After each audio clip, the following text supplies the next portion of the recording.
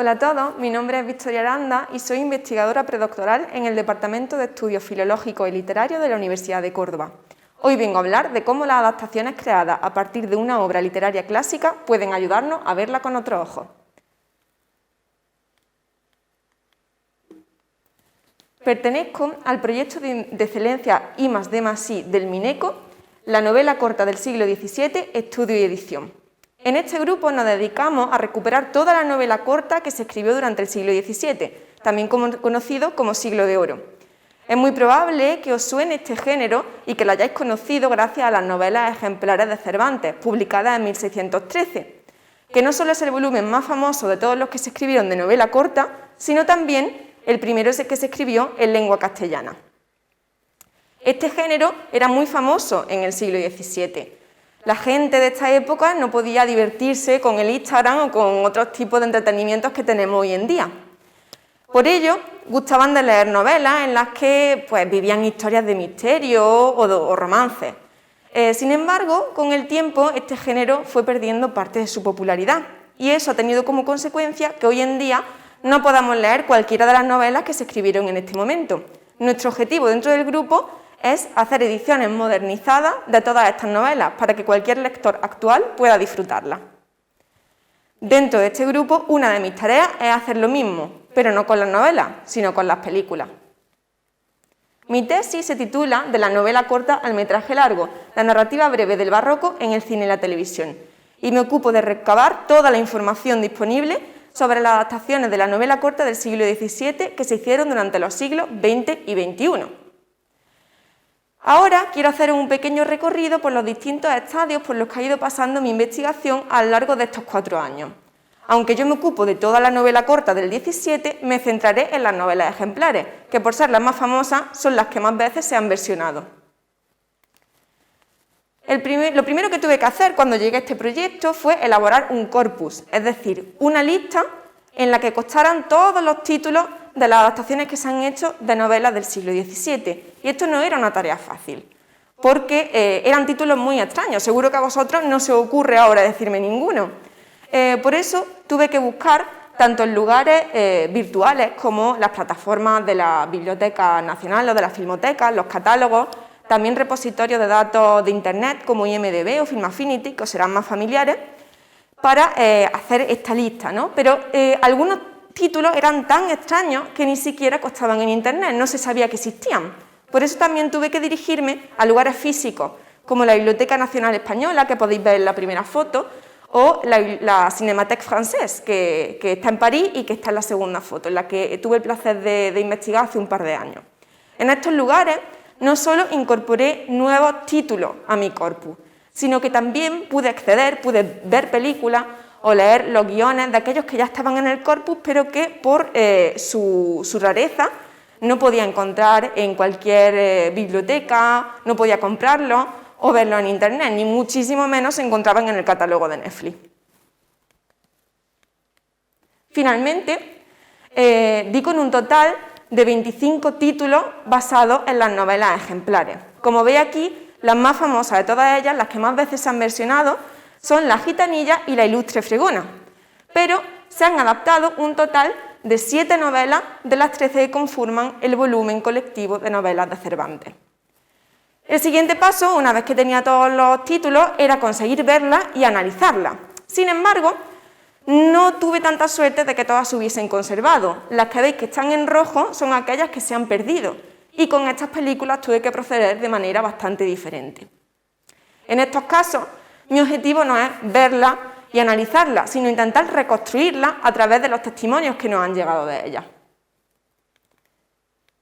Para ello, me han sido muy útiles los periódicos antiguos, donde pude encontrar críticas cinematográficas del momento del estreno o testimonios de personas que ya la habían visto, o también las fotografías del rodaje de estas películas. Acceder a los guiones, si se conservan, es muy importante porque nos pueden dar una idea de qué pasaba, qué cambios había en la historia. Aquí vemos un ejemplo de La gitanilla, estrenada en 1923 por André Hugon, un cineasta francés. En este caso conservamos tanto el guión original como fotografías del rodaje y pueden consultarse en la Biblioteca Nacional Francesa. En el caso de las adaptaciones que sí se conservan, mi objetivo es comparar esas versiones audiovisuales con la novela original. Y cuando las comparo, lo más interesante es ver los cambios que se producen y las distintas transformaciones a las que puede dar lugar una misma novela. Estas transformaciones se derivan por el cambio de contexto, tanto temporal como espacial, porque estaréis de acuerdo conmigo en que no es lo mismo que una película se haga en Japón que se haga en Italia, y tampoco es lo mismo hacer una película en 1920 que en 2015. Cambian las expectativas de los espectadores, los gustos de la gente, las técnicas de las que se disponen en ese momento, los medios, y todo eso, como decía, hace que tengamos adaptaciones muy distintas de una misma novela. Veamos algunos ejemplos. En 1936, en América, en Estados Unidos, se hizo una adaptación de La gitanilla de Cervantes. Se tituló The Bohemian Girl y estuvo protagonizada nada más y nada menos que por la pareja de cómicos conocida como El Gordo y el Flaco, Stan Laurel y Oliver Hardy. En esta película, la historia de la novela de Cervantes queda relegada a un segundo plano, porque lo que más le interesaba, tanto a los cómicos como a los directores de la película, era resaltar los episodios humorísticos, que era lo que atraían a la gente a las salas de cine. Este es un ejemplo de cómo el cambio de espacio puede afectar a la adaptación de una película. Vamos a ver qué pasa ahora con el cambio temporal. El tiempo en el que se hace el contexto de producción de una película influye tanto desde el punto de vista artístico como desde el punto de vista histórico como del de producción. Veamos. En los años 80 y 70, en la cinematografía española, tuvo lugar una corriente artística conocida como el destape, que se caracterizaba porque los actores que aparecían en estas producciones iban siempre bastante ligeros de ropa y en actitud de sensualidad. Cervantes, en La ilustre fregona, introduce un personaje llamado la Argüello, que es la ventera de un mesón al que van a alojarse los dos protagonistas de la novela, Avendaño y Carriazo. La Argüello está obsesionada con Carriazo y quiere seducirlo. Sin embargo, a Carriazo la Argüello no le gusta nada, porque Cervantes la describe de esta forma. Vive Dios, amigo, que habla más que un relator y que le huele el aliento a rasuras desde una legua. Todos los dientes de arriba son postizos y tengo para mí que los cabellos son cabellera. Y para adobar y suplir a estas faltas, después que me descubrió su mal pensamiento, ha dado en afeitarse con albayalde y así se jalvega el rostro que no parece sino mascarón de yeso puro. Sin embargo, en la adaptación de La ilustre fregona que Televisión Española hizo en el año 1972, la Argüello está interpretada por una actriz mucho más favorecida que el personaje literario. Esto se hizo así para encajar en la corriente artística del momento y para que la producción atrajese más la atención de los posibles espectadores.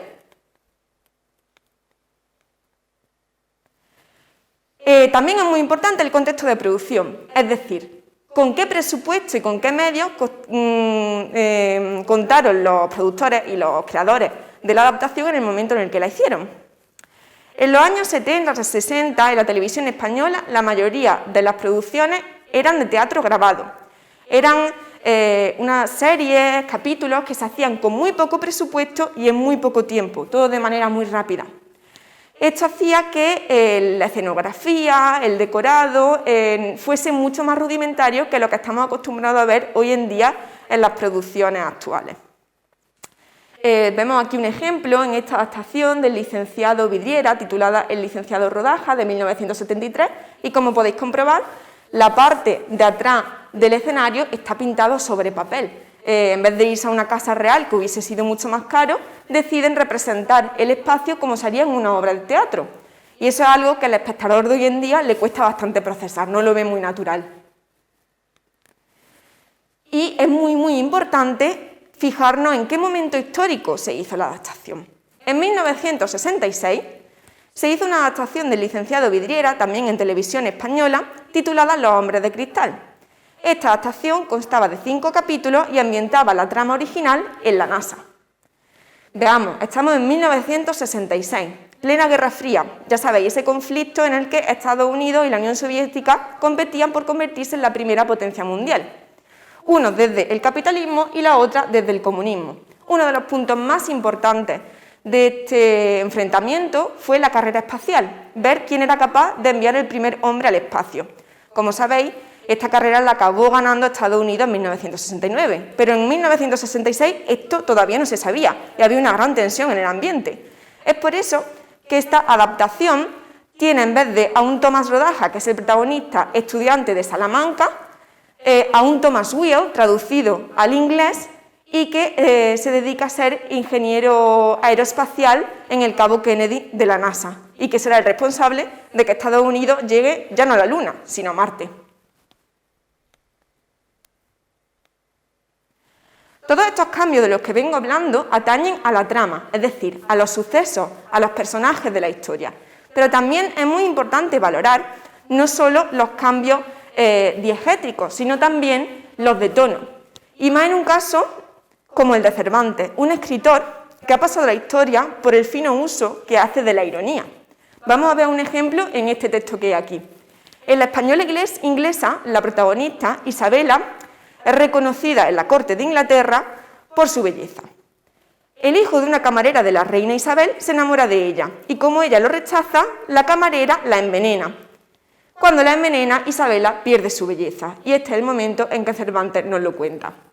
Finalmente, Isabela no perdió la vista, que al quedar con ella la naturaleza lo conmutó en dejarla sin cejas, pestañas y sin cabello, el rostro hinchado, la tez perdida, los cueros levantados y los ojos lagrimosos. Finalmente, quedó tan fea que como hasta allí había parecido un milagro de hermosura, entonces parecía un monstruo de fealdad. Y ahora vamos a ver cómo se cuenta este episodio en la producción de 2015 que hizo Televisión Española, basada en la española inglesa, protagonizada por Macarena García.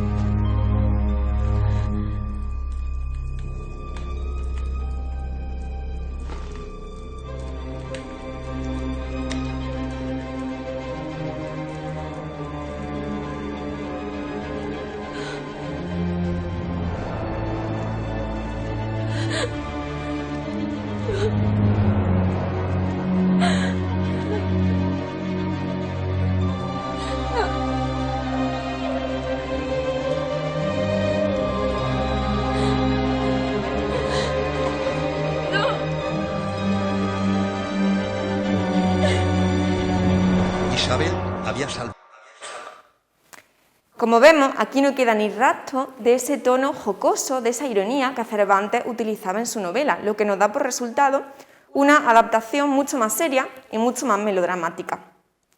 Y aquí termina mi recorrido por esta investigación, una investigación que me ha permitido hacer dos de mis cosas favoritas, leer novelas y ver películas.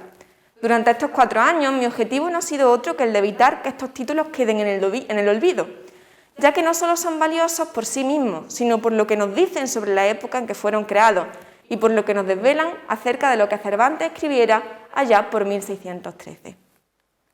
Muchas gracias.